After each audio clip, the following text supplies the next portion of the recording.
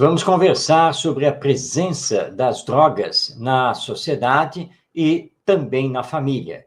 E vamos hoje conhecer o pensamento do Espiritismo a esse respeito, quando as drogas envolvem tanto os pais quanto também os filhos. Nossa primeira consideração é que pais devem sempre, em todas as circunstâncias, demonstrar afeto junto aos seus filhos. E também, isso é muito importante, compreensão. Mas não basta isso. É preciso que os pais deem bons exemplos. E nós sabemos que o cigarro, né, o fumo, é um vício, que a bebida alcoólica é também um vício, e são portas que podem se abrir às drogas mais pesadas. Portanto, não basta apenas os pais dialogarem, conversarem com os filhos a respeito das drogas. É necessário darem o bom exemplo e se preocupando em realizar a formação do caráter dos seus filhos. Ou seja, levando-os a entender o que faz bem e o que não faz bem, tanto para eles individualmente, quanto para os outros, na coletividade em que nós vivemos aqui na humanidade. Portanto, deixemos claro que no lar deve haver diálogo, solidariedade e fraternidade entre todos os seus membros. Claro que teremos algumas dificuldades relacionais, porque somos espíritos imperfeitos, nós estamos ainda no processo de evolução, de progresso, tanto moral quanto intelectual. Todos trazemos questões a resolver de existências passadas, e é claro que nós não vamos ter sempre harmonia plena na convivência familiar. Mas, se os pais souberem distribuir os deveres e as responsabilidades, os direitos e as liberdades junto a seus filhos, desde pequeninos, eles haverão de se habituar com isso. Ou seja, serão cumpridores dos seus deveres, assumirão as suas responsabilidades, vão entender que os seus direitos, que a sua liberdade, ou seja, a famosa autonomia, possui sim limites. O limite da convivência com o outro, os limites estabelecidos pela própria lei divina que rege a vida em todo o universo. Esse é o processo educacional que deve acontecer na família e cujos educadores principais são os pais, incluindo aqui também a figura de avós e muitas vezes de tios que estão cumprindo essa função. Mas, apesar de tudo isso, as drogas podem sim adentrar ao lar. Por quê?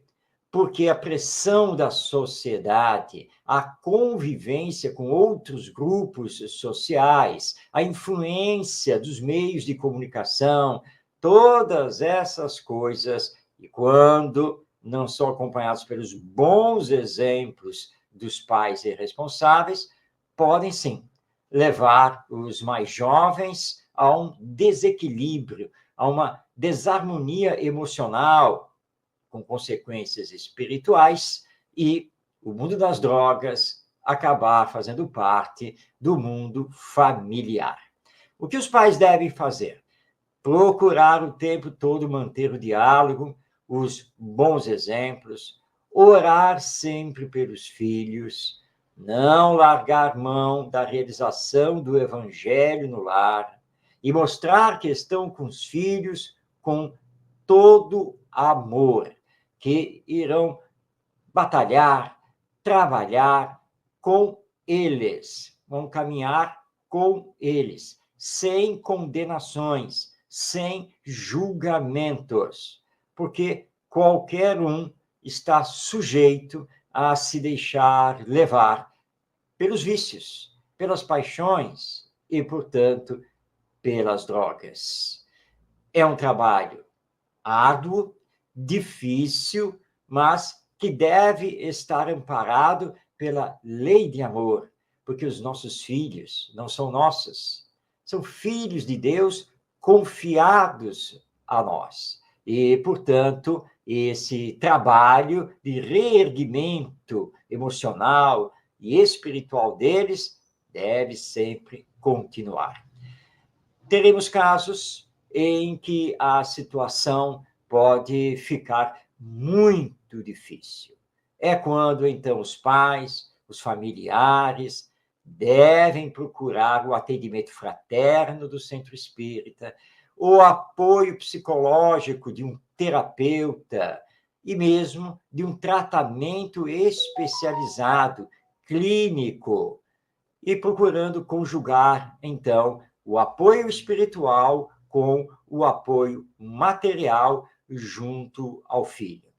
E sempre usar da oração para que os benfeitores espirituais possam também nos sustentar, possam nos amparar e trabalhar para aquele filho que adentrou ao mundo das drogas.